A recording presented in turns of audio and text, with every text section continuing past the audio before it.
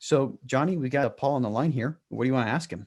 As you kind of evaluate and talking to a lot of different people, what have you kind of seen as like some of the top mistakes that new people or just inexperienced people make? One thing I think is really important is the intangible role of our heart and our gut in our decision making. The truth is, our heart's dragging us along. We think it's our brain, but we're doing what we want to do, and then our brain follows it and makes these logical conclusions. And then our gut typically is ignored. The problem is, if you ignore your gut, you're probably going to get in trouble. And so, what I would want to say in due diligence is it's really important that your brain, your heart, and your gut all line up.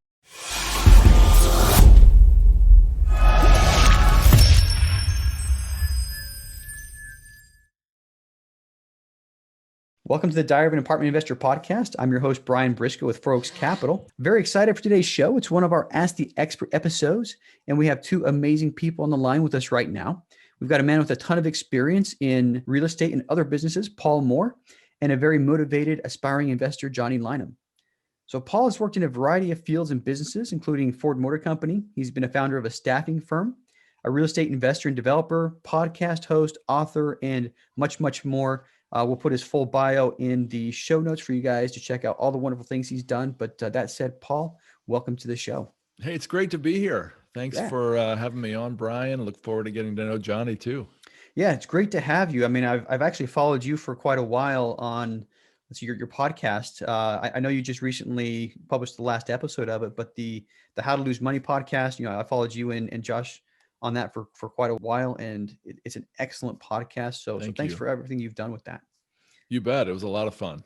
Yeah, it's still out there. So anybody who wants to check it out, How to Lose Money. And I will ask you just real quick, why How to Lose Money?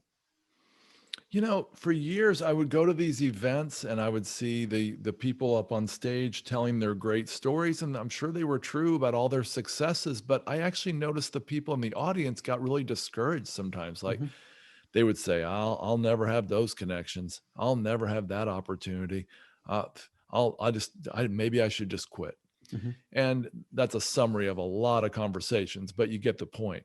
Yeah. And I thought, if I ever get a chance to go on stage, I think I'll tell people about my failures and problems and hiccups on the way to the top. And so when I got to know some of these people years later, I realized they had the same insecurities, pains, losses, and failures on the way as everybody else. And I thought, wouldn't it be great to hear that?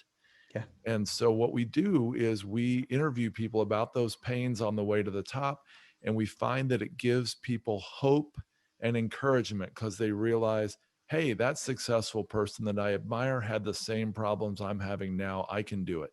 Yeah.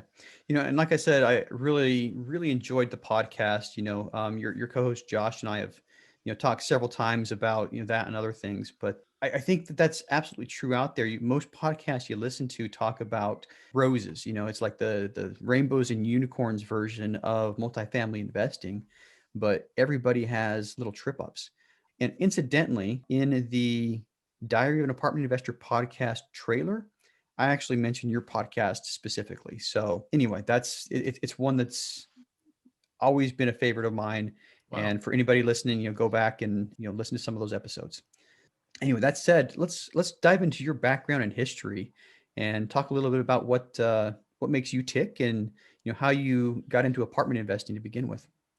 Yeah. So in the year 97, I sold my company with a partner to a publicly traded firm and bounced around, did some nonprofit stuff. And in 2000, decided to learn how to flip houses. So we went to the courthouse steps, bought the first house we saw, and made about a $25,000 profit on it with virtually no effort. And we thought, oh, this is really easy. And we thought we could do one of these every couple of weeks. Well, of course, we lost money on 2 of the next 4 deals and realized it wasn't as easy as we thought. But I went from there to flipping a lot of houses, then flipping waterfront lots at a place called Smith Mountain Lake here in Virginia. Okay. Then I started a real estate firm. I have like 7 realtors that work there. I do that passively on the side still.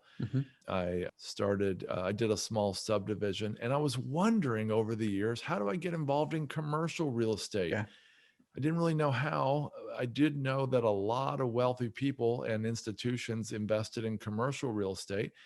And my friend and I were investing in oil and gas in 2010, and we Hmm. realized there was a big housing shortage in North Dakota for oil workers. Yeah. So we decided to buy a 75-acre piece of land in a rural location that had thousands of employees, oil workers looking for housing. Hmm. And we built two apartment, multifamily, I shouldn't say apartments, but multifamily properties side by side. There were a lot of cabins actually, Hmm. and like fourplexes. And and that kind of stayed in keeping with the rural nature of North Dakota where we were. And it was wildly successful. We had a great time doing that. He went on to build a Hyatt hotel, which was wildly unsuccessful. And I decided I wanted to stay in apartments. So I ended up doing a mentoring program. Hmm. And after the mentoring program, wrote a book on apartment investing, a little presumptuous there. And then decided to jump in. We started a company called Wellings Capital, which was an apartment syndicator. And we've done some different things since then in Wellings Capital, but that's how we got into apartments. Nice, nice. So kind of a roundabout way, but real estate was the common trend.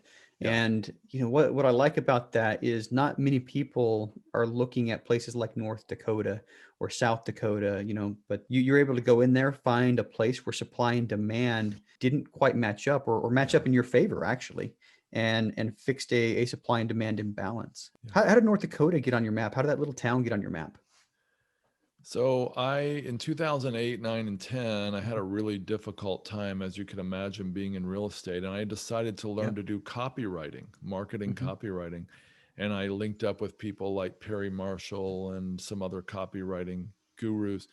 And while I was doing that, one of them presented me with an oil and gas opportunity in the Bakken horizontal shale fracking world of Hmm. North Dakota. I didn't know anything about North Dakota. I didn't even know they had oil. And it turned out they were the fourth largest oil producer in America. And I think they were second Wow. within a couple of years.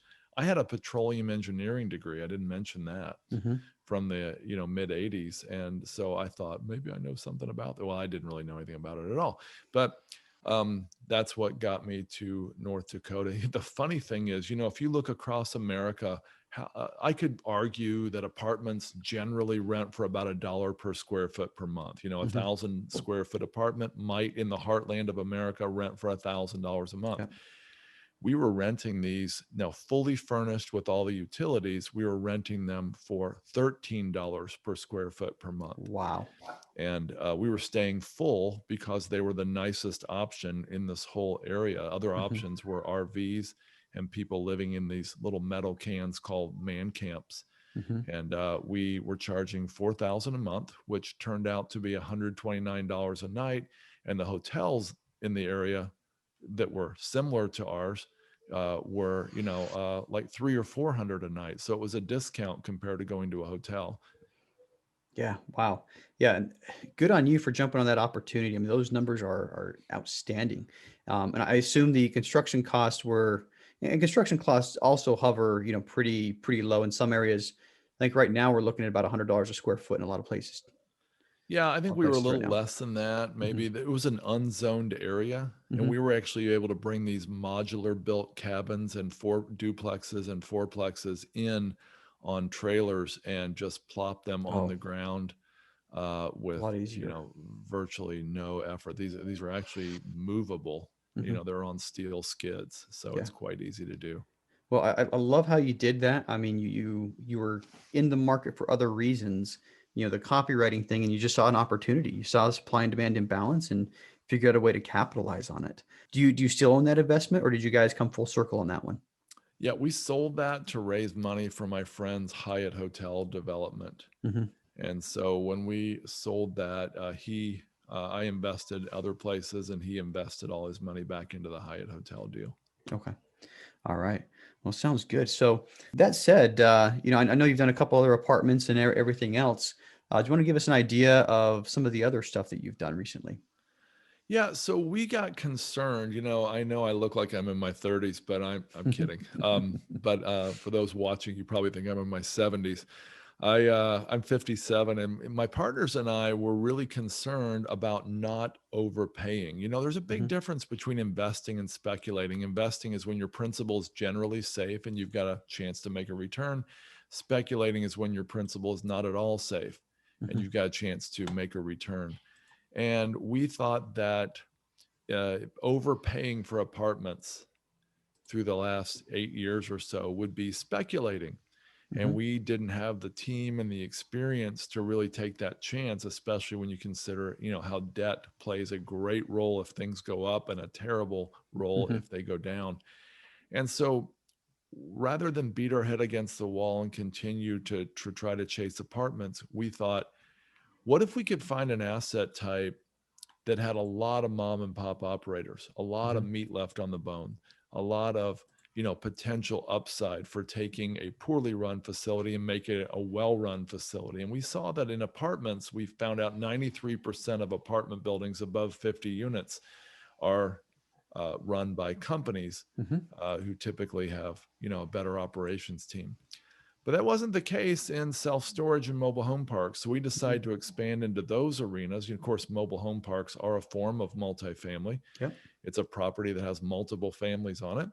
And so we expanded into those arenas. And we actually, after doing a few investments, we formed multiple funds that allow people to invest with us. And then Mhm. we spread their money across multiple operators, geographies, asset types, and of course, assets. And so investors who invest with us today get to spread their money across 76 properties, for example. Nice. Nice. I think for the investor, that's a good deal because you spread the risk over a lot of properties. You're much less likely to lose. Are you still seeing the same types of returns that you would see on property? So right now, I think most of the deals that I look at that come across my desk from other operators, you were looking like mid-teens as average returns. When you're doing that across 75, 76 properties, how do your returns compare? Yeah, so we actually offer diversification across strategies as well. Hmm. So we've got a couple operators, an operator, I should say, that buys fairly well run properties and then just Hmm. makes them a little better, than holds them long term. We have another operator who's definitely in, I won't say opportunistic, but for Hmm. sure value add category. And they're buying properties that they can significantly increase operations on and marketing in year one, Hmm. increase financials in year two, and often get a really high offer on in year three, and they sell in 3 years. So even though we have a 10-year fund, they might be selling in 3 years. We might be turning that money over and reinvesting and getting another 3-year pop out of it, Hmm. let's say. We're projecting 8% annual return Hmm. from operations, and then an additional 7 or 8% from appreciation. Yep. So 15% total annual return is what we're projecting. Yeah, that's very consistent with what I'm seeing in just the B class, C class value add space. But once again, it's spread over multiple properties, so the likelihood of hitting those numbers, just using statistics. And oh, by the way, you talked about your petroleum degree. I've got two math degrees, but just looking at the numbers, I would say the likelihood of hitting those numbers is a lot higher than investing in one specific property or not. But Yeah. anyway, yeah, It sounds. also mutes the great deals. You can have Mhm. a phenomenal deal. Like we recently had one with a 340% IRR. Wow. It was only a 10-month hold that helped, but Mhm. when it's one of 76, it's good, but it Mhm. doesn't look like, it doesn't return the investor that kind of huge return that you would expect. But Yeah. anyway, Yeah, I understand that. Understand that. I think I mean, overall, it depends on people's what their investment strategies, investment goals are as to whether or not the fund works. Or I think some people are looking for that big pop as well. So it depends on yeah. what people are looking for. But I think I'm guessing you have a lot of demand for your fund, just based on your track record and performance and everything else. So. Yeah, we've been really pleased, Mhm. and very appreciative of the opportunities we've had. We mainly consider ourselves a due diligence company now. We do Mhm. a lot of due diligence on behalf of a lot of individual investors who don't have the time or the knowledge to do that. Okay. And just out of curiosity, how much of your due diligence is on the operating team versus the actual deals themselves? The vast majority is on the team. because a great team can take a mediocre deal and make it work well, Mm-hmm. but a terrible team can take a great deal and ruin it. True. True. I'm glad you said that. That's something that I've said many, many times, and good to hear. I feel the same way. I mean, that the team is probably the focal point for any passive investor, anyone looking to invest in real estate in general. So Yeah, a quick story on that. Mhm. Warren Buffett says he bets on the horse more than the jockey. But if you look back in 1979, he had become very good friends with a gentleman who he considered the top CEO in America, the Mhm. smartest guy in America. And so when that guy called him, and Tom Murphy, he said, "Hey, I've got a chance to buy ABC." Mhm. What? Yes, I've got a chance to buy the entire ABC broadcasting company. Wow. Warren Buffett, in 15 minutes on a phone call, from what I understand, Mhm. decided to throw in a huge chunk of money because he believed in him. The And it person. turned out really, really well for Yeah. Warren and his investors. Yeah.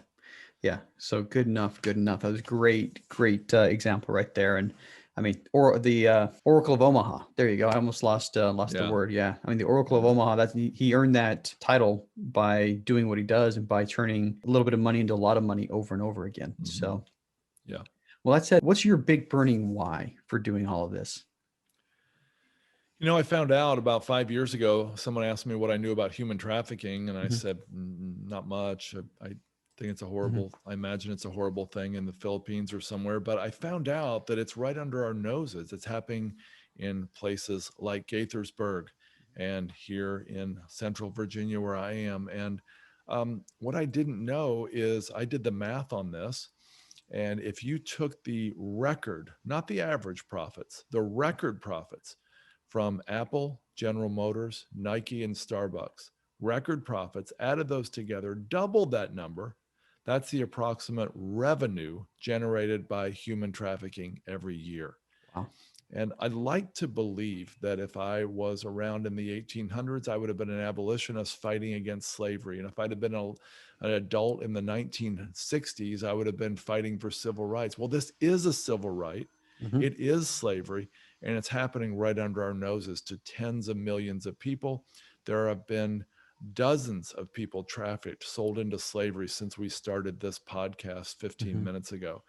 And so I am trying to get the word out about the horrors of human trafficking and trying to encourage people to invest in fighting human trafficking and rescuing its victims. That's one of several big whys for me. Mhm. Yeah, and that's a great cause. It's something that it's such a big issue that I mean the DoD makes every service member go through, and Johnny's Really? shaking his head right now. Yeah, it's something that every year we have to do a 1 hour class on how to recognize human Is trafficking. that right? Yeah, Wow. so and it's just Mm. it's such a problem in the world. Mhm. And you know the little that I know about it is the people who are into the trafficking are basically preying on people who are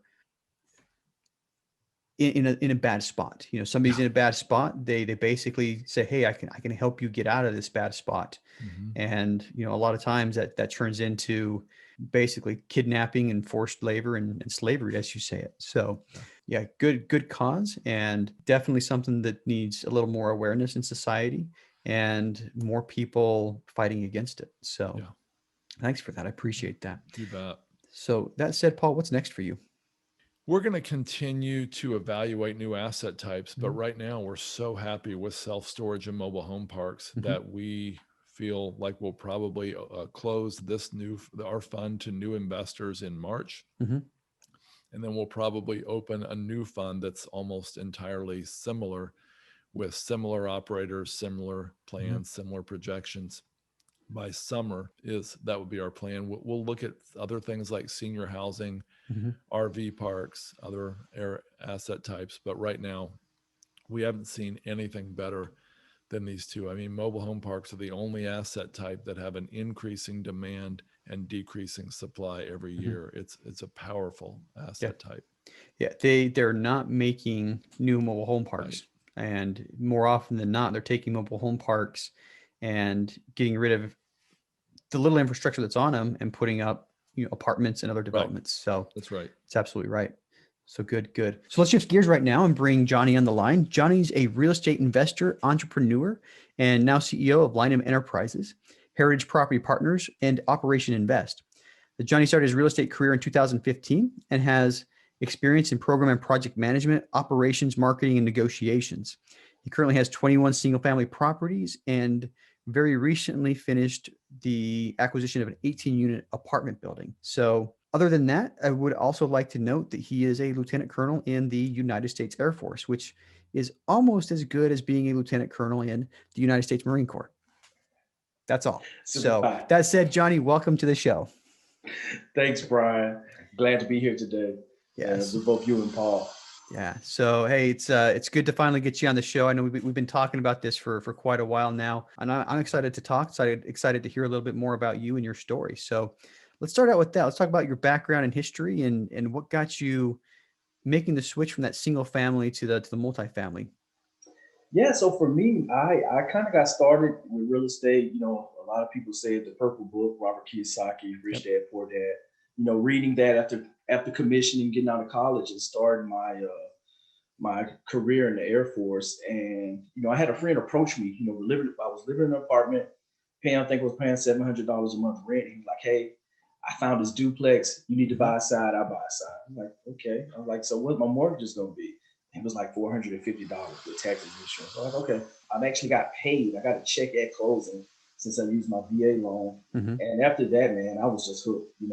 Started going to seminars. Back mid 2000s. I think it was William Tingle was the subject to guy. He was there in Macon, Georgia, not too far away. So I aligned myself with their investor club. And after our PCS, it turned into a rental property for me. Mm-hmm. And that just started the snowball effect with the next station, finding a foreclosure, and living in it a couple of years, renting it out, and doing the same thing. Finding another foreclosure when we moved to the DC area in 2013. And 2015 was kind of that sweet spot, whereas myself being confident and doing great in the job, and the skills that I had learned with project management, that I kind of took a bet on myself to start doing the fix and flip route. And we did our first fix and flip here in the Alexandria, Virginia area. And it was a big deal. It was a lot of work, and we learned a lot.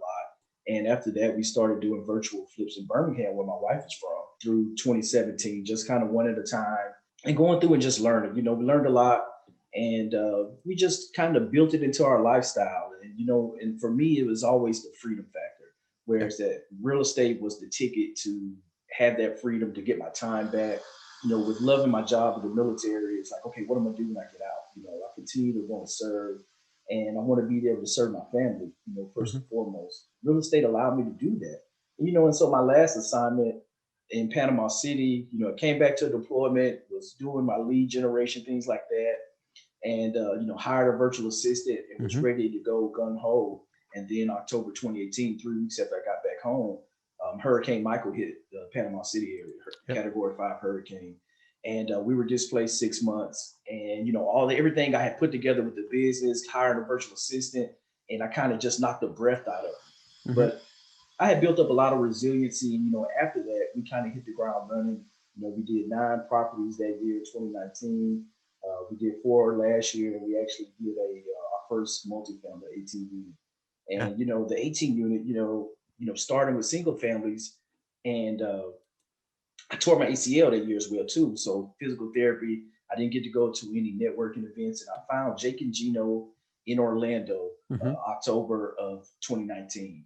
And it kind of opened my eyes to multifamily. And, I told the guys networking, met there, like, hey, I'm doing a multifamily. I'm giving myself a year to do my first deal. Lo and behold, 45 days later, as I was preparing for appraisal on my duplex, I ran across this multifamily, this 18 unit that had been on the market for over 90 days, just sitting there. And reached out to the broker, called somebody had met at the conference, like, hey, send me a LOI, send me a deal deck. I got to, put this together. And, and I had my calculator from Jake and Gino. And I went through and conservatively made an offer. I put an LOI in for $1 million. It took like 4 weeks to get a response back, because the broker gave it to the owners. There were older couple, 2 couples, retirement age, both had separate businesses and were exhausted from the insurance claim that had been prolonged. And, we made it work. It took 5 months to close, and, a lot of due diligence and in the middle of the pandemic, but Yeah. we were able to make it happen. Yeah, and that's a big jump, from single family to 18 units. So, very, very commendable. And I mean, the other thing that's, notable and near and dear to my heart is you did it all while being active duty, which there's probably a little bit of time factor right there where, you're required to be somewhere for a certain amount of time a day, especially as a lieutenant colonel. There's a little bit of demand on your time from the Air Force. So, congratulations on that, and definitely huge step in the right direction. So let's talk. You kind of mentioned, I think you briefly brushed by the topic, but let's talk about your big burning why. Your motivation for all the investment activities you're doing. For me is, it's all about freedom. Whereas that I don't have to trade my time to work.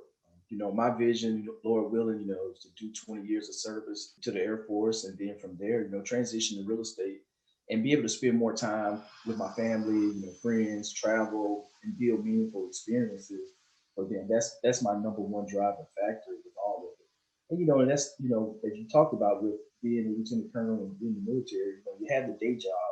And so from day one, I had to think about systems, building a team, and have hiring the right people to align us beside me in order to to make sure that that we were successful. And this worked out pretty well to allow me to be freed up to not be an overburden to my family. Whereas that I'm working, I'm coming home, then I'm going away for another 6-7 hours. Either view properties or down in the basement, working on the next deal, trying to get leads. And so that always keeps me motivated. And I think my wife has been instrumental with her being able to help as well too, with freeing up a lot of the time for me, and just allowing us to be able to be successful at this point. We're doing it, and just kind of growing organically Yeah. along the way. Yeah, I think time is what most people who, when I ask that question, I think most people, time is probably the number one answer. If this were a Family Feud game, ding, number one answer, right? So yeah, I think it resonates with a lot of people. A lot of people work, they're in the rat race, as we call it, and working 40, 50 hours a week. And you just want to buy that time back, be able to spend that time doing something more meaningful in a lot of cases. Well, great. So Johnny, we got Paul on the line here. What do you want to ask him? How you doing, Paul? Hey, great, Johnny. Awesome. It was great hearing your story, and I wrote down a couple questions. You have an experience across like multiple asset classes, and dealing with the relationships with brokers. What have you kind of seen as being like the number one factor or contributor to building those relationships with brokers, kind of on the other side of on the seller side of things? I'm probably going to tell you something you didn't expect. We tried that, and that's one of the reasons I think we failed as a multifamily syndicator. We're in this tremendously overheated market where there's so much more demand than there is supply. And so brokers are going to sell to the people they know are going to put the gas in their BMW, put food on their table, and they're not going to mess around with people they don't know very well. They're not going to even present offers. As we all know, in the commercial space, they don't even have to present offers if they don't like the offer. And so we found that the off-market strategy was the better way to go. A friend of mine who I invest heavily with, we just invested about 26 million with him. Mm-hmm. He has a team of 5 people working in his office, and those 5 people call 100 plus self-storage and mobile home park owners every day.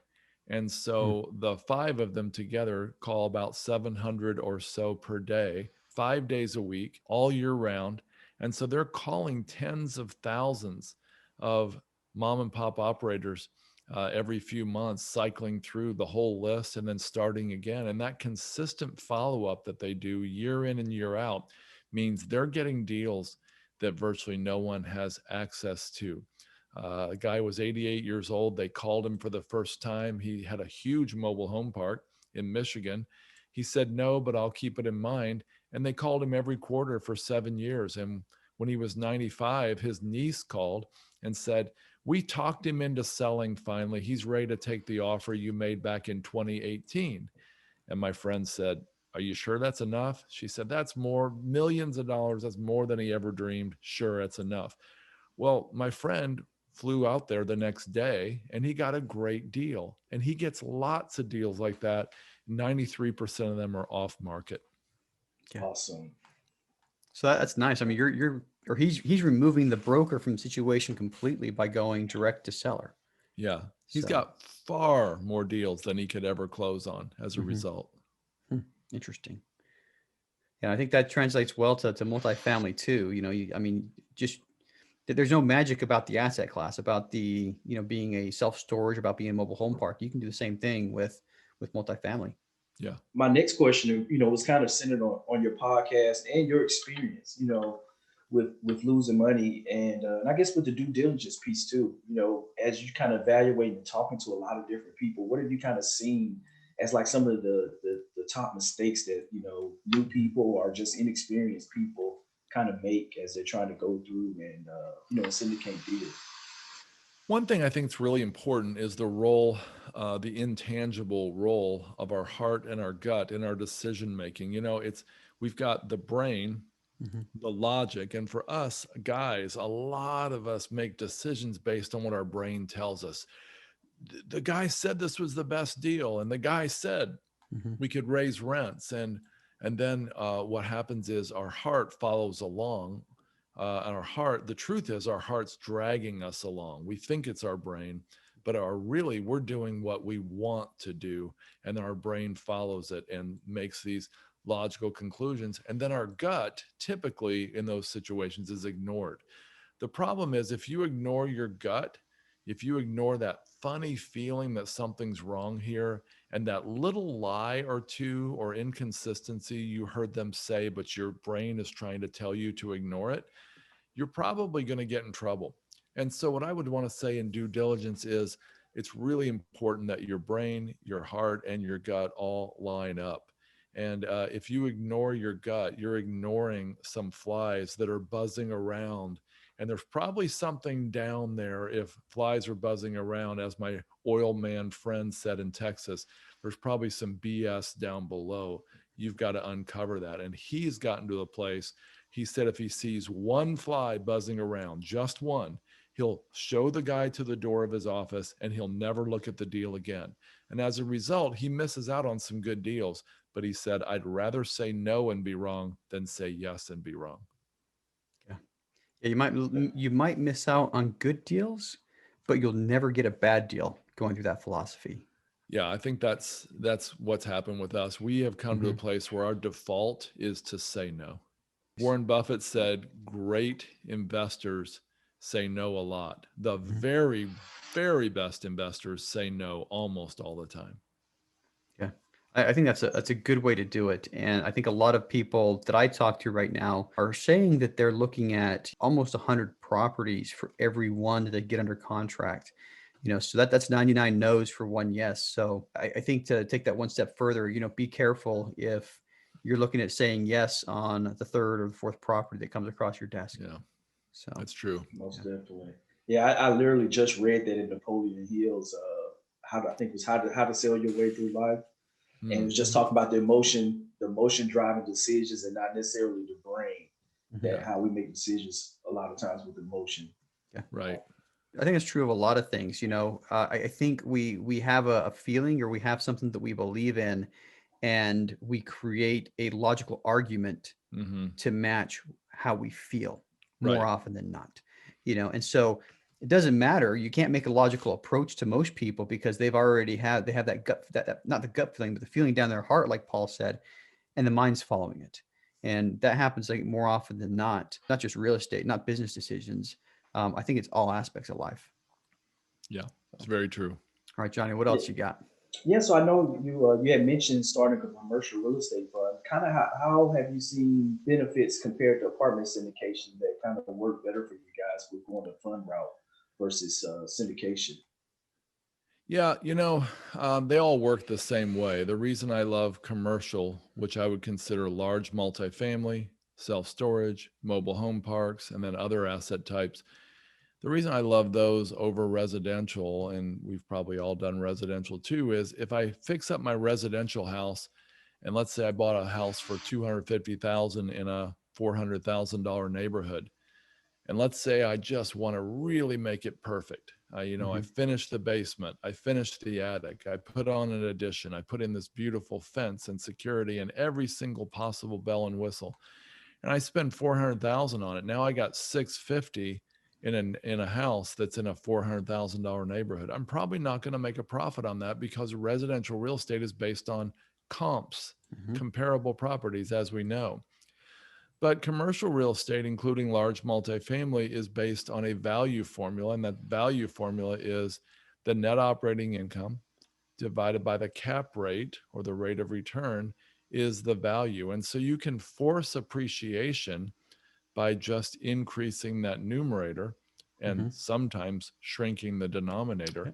And if you can do that in a predictable way, then you actually have a safer asset because you're creating a large margin of safety. We recently bought a mobile home park for $7.1 million. We were part of the investment, and it was $3.5 million cash, $3.5 million debt. 6 days after buying it for $7.1 million, my operating partner was offered $9.5 million. Wow. He turned it down cold because he knew that once he made 2 or 3 significant changes that were very predictable, it would be worth much more than that.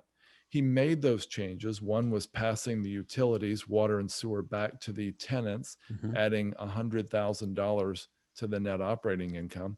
And after 10 months of owning it, sold it to an unsolicited buyer for $15 million. Wow. So the $3.5 million in equity going in turned out to about $11.5 million coming out 10 months later.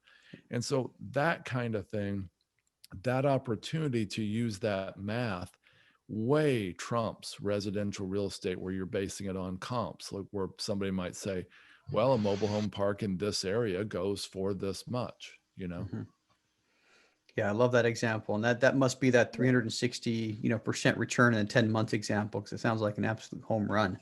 Well, we are about out of time here. So I'm going to ask each one of you guys one more question each. And Paul, you go first. How can listeners find out more about you? They can find me on Bigger Pockets, where I do a live show, and also at our website, wellingscapital.com. That's WELLINGS, wellingscapital.com. And after we talked about the closing and then the next steps, and before I asked him the question about, what was that question I asked you guys? What advice would you give? Okay. So that's where this segment's going to go. All right. So, hey guys, so you guys closed on your first deal. I think it's awesome. What's next for you? What's in your immediate future? All right. And we will have a link to your Bigger Pockets profile and the website in the show notes. So Johnny, same question for you. How can listeners learn more about you? Yep. So just recently started a YouTube channel. So Real Estate Investing with Johnny Lynum on YouTube. And then on my website as well, Operation Invest, www.opinvestnow.com, as well as Instagram, Mr. Operation Restore. So. All right. Sounds great. So once again, listeners, if you want to contact either one of these guys or find out more, head to the show notes. All that information is going to be right in there. So you can just tap and whisk your way to websites or profiles. So Paul, Johnny, thank you so much for coming on the show today. This was a great episode. I learned a lot about quite a few new things actually, but appreciate you guys' time today. All right. Thank you. It was an honor to be here. And thank you both for serving our country. No problem. Thank you, Brian. Yep. Thank you. Appreciate it. All right. And that's a wrap.